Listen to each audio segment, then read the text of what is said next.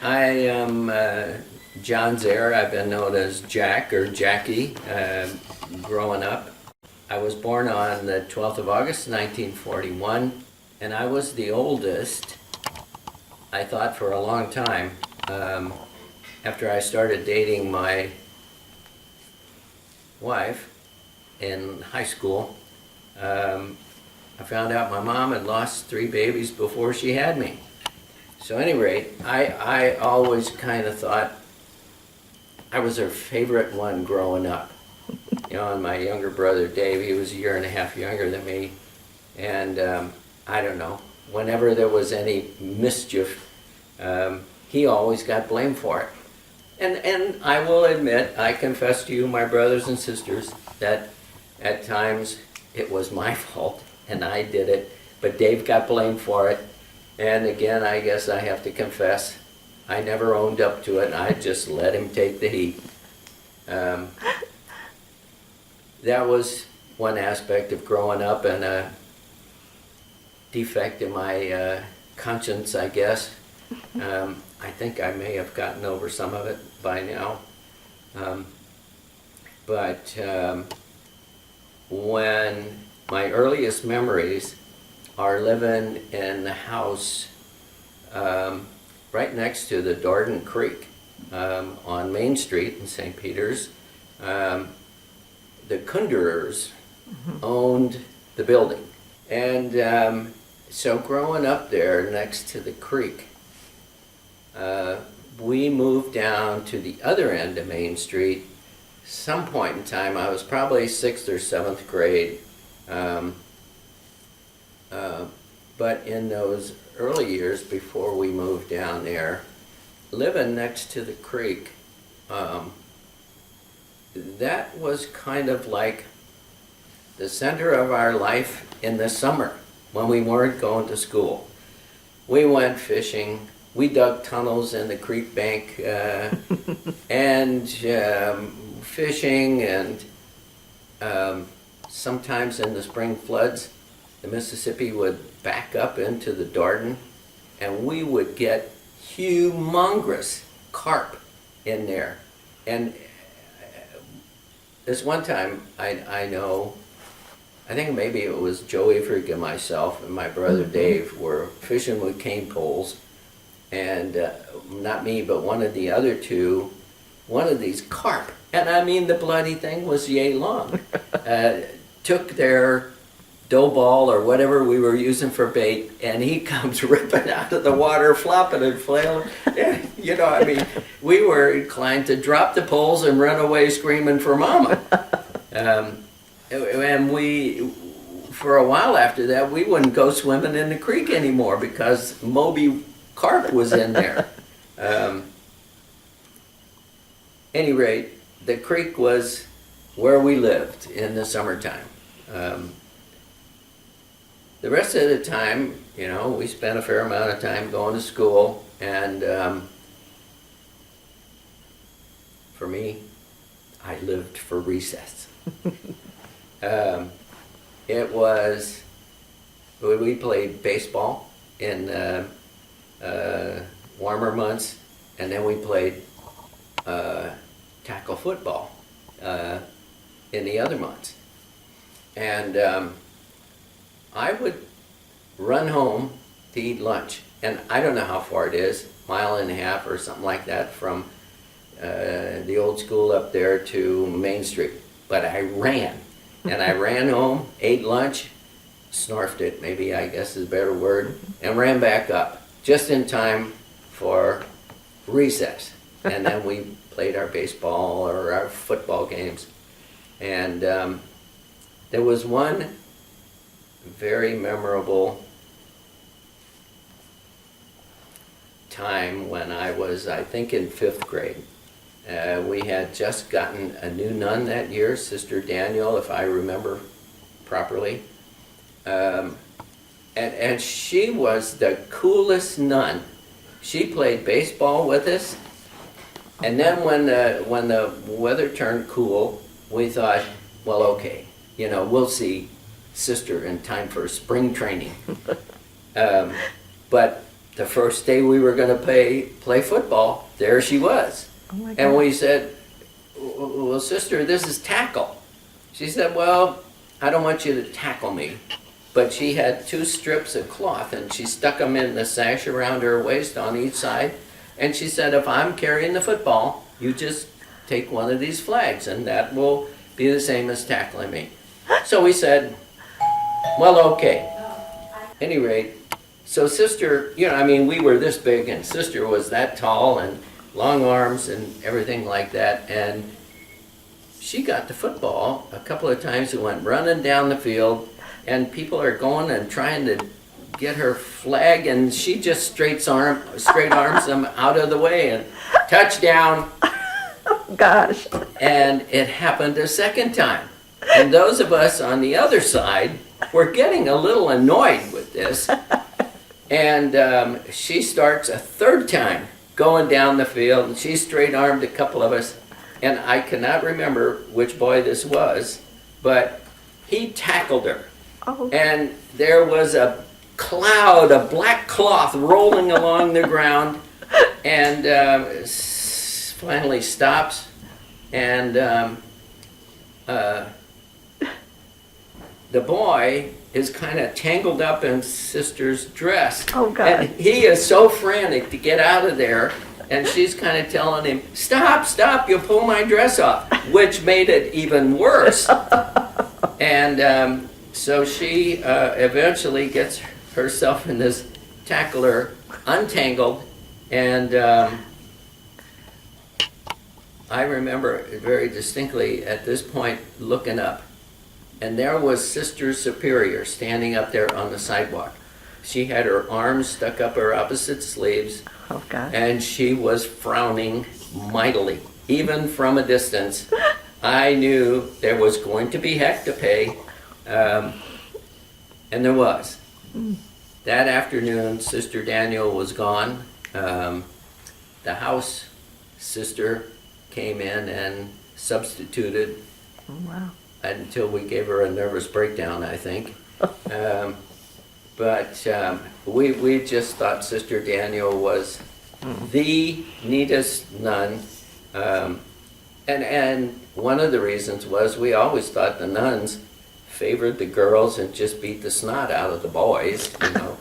We were evil, and they were determined with their rulers on our knuckles to beat it out of us.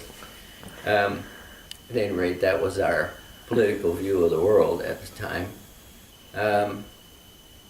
The chapel, you used to go to Mass there in the chapel, though, didn't you, in school? Right, we went there in the wintertime, so we didn't have to walk out and go into the big church. Okay. But during the regular, unless there was snow on the ground and colder than all get out, we went to the big church. And the nuns would sit behind us, and I think my wife talked about going to school here in St. Charles, and some of the nuns had these clickers. If you were misbehaving, click, click, that meant straighten up, fly right. I don't remember there being anything like that, but I remember one of the nuns would hiss if somebody was misbehaving. Oh, gosh. And so that was straighten up and fly right. It made all of us kind of hunker down, whether we were the miscreant or just nearby. We did not want to get blamed for. Were there school buses, though, when you went there? No? I do not remember school buses. I Okay. remember some of the farm kids were driven in. One of my classmates was Jules Willott. Oh, yeah. And he lived out Highway C a little ways, if I remember right. But across the bridge over the Dardenne Creek, the Main Street Bridge, Highway C Bridge, and then across the railroad tracks a little further on. And if I remember right, you hung a left just beyond the railroad tracks, and whatever road that was took you down to the Willott farm. I don't know how far he walked. It wasn't quite 6 miles and uphills both ways and 6 feet of snow, but he had a fair walk every morning and every evening. And I remember this one day when we had an ice storm, and I didn't have that anywhere near that far to walk, but I'm bundled up, you know, and a muffler and earmuffs, and I got so much stuff on my arms are out like a snowman or something. And Mom had made me hot chocolate and put it in my thermos bucket, or in a thermos bottle in my lunch bucket. And so I walk up Church Hill, and there's these steep steps going up, and there wasn't a banister on either side. So I start getting up, and I'm about halfway up, and my feet slip out from under me, and boom, boom, boom, boom, I go down, and my lunchbox bangs down beside me, and I pick it up, and there's hot chocolate dripping out of the lunchbox. Oh, God. So I didn't know how to cuss yet, but so that wasn't a problem. But I got myself gathered up, and I started up again. And I got maybe one step farther the second time, and the feet slipped out, and boom, boom, boom, boom. Well, I'm sitting down there at the bottom now, and I'm crying and wondering how the heck I'm going to get up this dead burn steps. And here comes Jules Willott clumping along. And his dad had taken blades out of a hay mower and crimped them so that they were like cleats. And he riveted them to a strap that he put around both of Jules's feet. And Jules just went over the ice like nobody's business. And he grabbed my hand and pulled me up the hill and made it to... now, that was a true friend. Yes. You know, for a while. I don't know, there was a time in the summertime, this one was a little later in grade school, and we were walking home, and I was talking to Joe Iverick. And he and I don't know, kind of became buddies. He was a year behind me, but he was a good pitcher, and I was a catcher or played outfield or infield, and I always liked to be on his baseball team. And I think we were talking about something that happened in the ball game, and Jules wasn't a very good ball player. His dad kept him busy on the farm. There was no time for this foolishness of playing games. And I was talking to Joe about some goof up that Jules had done, and I didn't know Jules was behind us or could hear us, but he did. And next thing you know, we were swinging fists at each other, and the year or two earlier incident of him helping me up the hill had drifted off into the background there so firmly that it didn't have anything to do with anything anymore. Gosh. So, Well, you know, kids. Yeah, you know.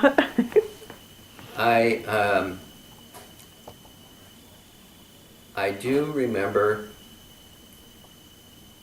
the importance of Mass and religion and confession being a consistent topic that was reinforced every day. Well, your mom cleaned the church too, didn't she? Yeah. She worked with the ladies doing that at some point in time. My dad was a hardcore churchgoer. Christmas, I forget how many masses we had starting Christmas Eve, but there were, I don't know, maybe 3 masses before midnight mass. And then the masses started at 6 o'clock Christmas morning, and some of them were only like, it seems to me, like a half an hour apart. So you went mass, mass, mass, mass, mass between 6 and like 9 o'clock in the morning. And Dad, he might have missed 2 or so of all of those masses. We would go to probably a couple of the early masses on Christmas Eve, come home, open our presents, and at least when we got a little older, we went to midnight mass. And then we didn't have to get up for a 6 o'clock mass, but we went to maybe like 9 o'clock or 10 o'clock the next morning. And Dad, I mean, he was just going to as many of the masses as he could make. Was there some things in those books that you wanted to mention? Oh, I was just gonna say, this is a book of short stories I published in 2016, and one of them is The Short, Happy Love Life of Heine Bauer. And it's about Sister Daniel and his short, happy love life was his appreciation for Sister Daniel. What's the name of the book? It's called War Stories. Oh, okay. And then this is, it's a World War II story, and it's a happy life story too, Okay. of Preston Cat. And he grows up in a town called St. Ambrose, which has a tremendous resemblance to St. Peter's. Yeah. And there's a picture of a nun on the cover, and this nun took young Preston Cat under her wing and Oh my gosh. gave him fundamentally some stability in his life. Any rate, it was fun writing both of these books and putting some old-timey St. Peter's stuff in there. Well, you remember a lot of the people had nicknames. There was Nub Cook and gosh, Hambone. I'm sure you probably remember Hambone and Squaffiel. Squaffiel, Yeah. And Kingfish. You remember Kingfish? I don't remember him, but But those were all, well, growing up in St. Peter's was more of a farming community back then, and so simpler times. Right. Yeah. But it was definitely a farming community. Yeah. I mean, when we lived in the house next to the creek at Halloween,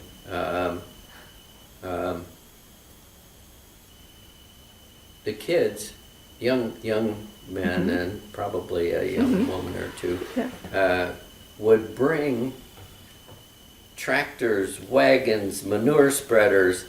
Sometimes they'd even disassemble a corn crib out from the field, and they would set it up on Main Street. And Main Street was clobbered from the bridge all the way down to the American Legion home with And this was at Halloween time. Halloween time, yeah. And so my cousin, another nickname, Cutter, Cutter Snyder. Yeah. I don't remember how old he was, but he was, I think, high school age. And they were running around town dumping outhouses over. I did hear those stories. Yes.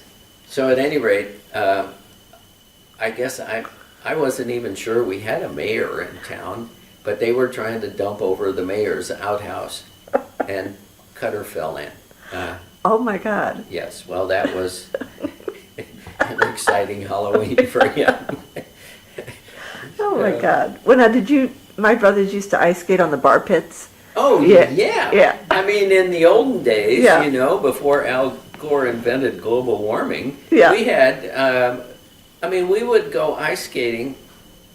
I mean, it was not unusual to be able to skate on the ponds and even Dardenne Creek in November. And, it would go until through February.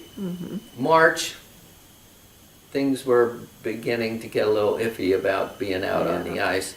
But yeah, the bar pits,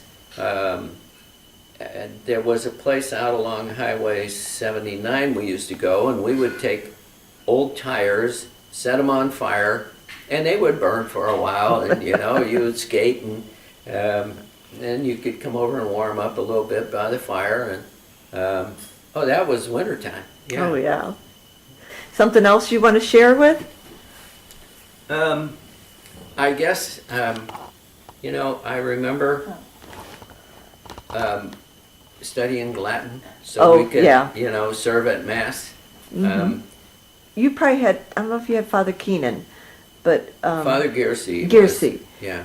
He was, I don't know how old he was, but he had been there for... Quite a while.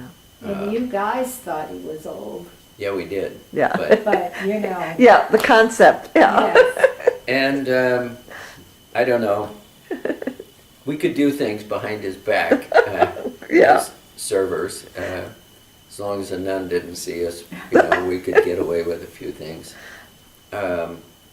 But serving, I mean, it was, I don't know, it was a big deal thing for us. And we served at funerals, and we always liked to serve at weddings, because when the service was over, we would shuck our surplice and cassocks and hustle down the hill, and then we would set up a roadblock for the wedding cars, and they would give us $1 to get the crap out of the way. And then they would go down to the American Legion home for the reception. Any rate, as serving, I don't know. It was, we didn't probably look at it at the time quite this way, but it really was the service that we were able to provide to the community. Yeah. And I think all of us liked to do it. Yeah. Well, and you probably remember before the interstate came over. I mean, there was no interstate probably when you were young. Not when I started, but while I was still in grade school, they put that. They did put it in. They put it in, and as a matter of fact, right where Highway 70 kind of goes up a little rise,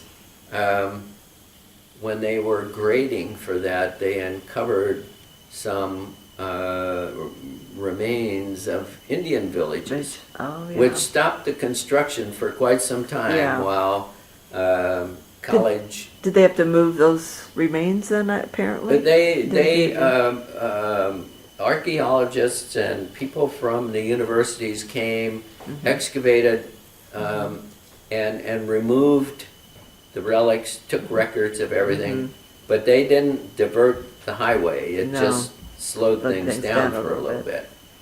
Well, and you talked about the steps you came up to All Saints. Do you know who built those steps? Because I don't think they belong to All Saints. At least now they don't allow any of the kids to come up those. Do you recall any? No. I don't know. They were there. When you were young. Right, when I was going up and bouncing down. Yeah. So. Okay. Was there anything that you else you want to share with Father Don or any of the? Well, I think I have come to appreciate that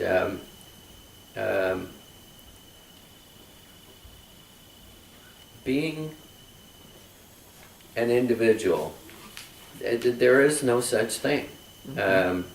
You become little bits and pieces of your family, the people you encounter and grow up with. Jules Willott, who saved my bacon and drugged me up the hill. A couple of years later, I'm trying to punch his lights out.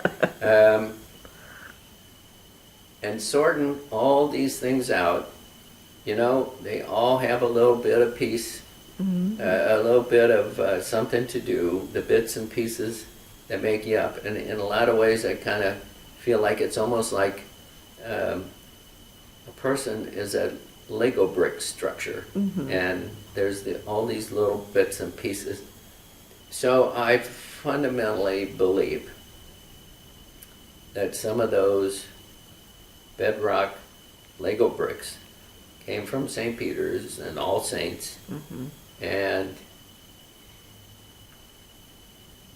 I mean,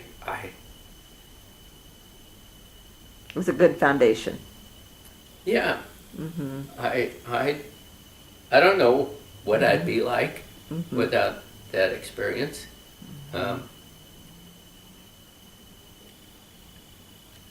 The you other had, thing was,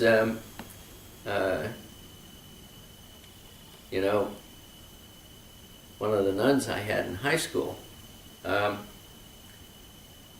junior year, literature, mid-semester report card. I got an F. I went to see her and I said, "Sister, what is this? I should have gotten a C." She said, "No, you should have gotten an A." And she turned around and walked away. oh, wow. And, I listened to that. Mm-hmm. I am virtually certain I would not have listened to my father, my mother, probably any other person on earth Uh-huh. but Sister Matthew. Mm-hmm. And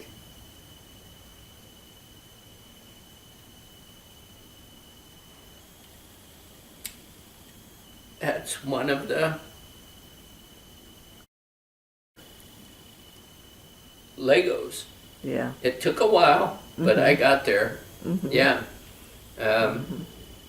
I was absolutely miffed at the injustice of it all because, I should have had a C.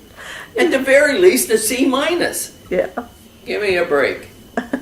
Well, at any rate,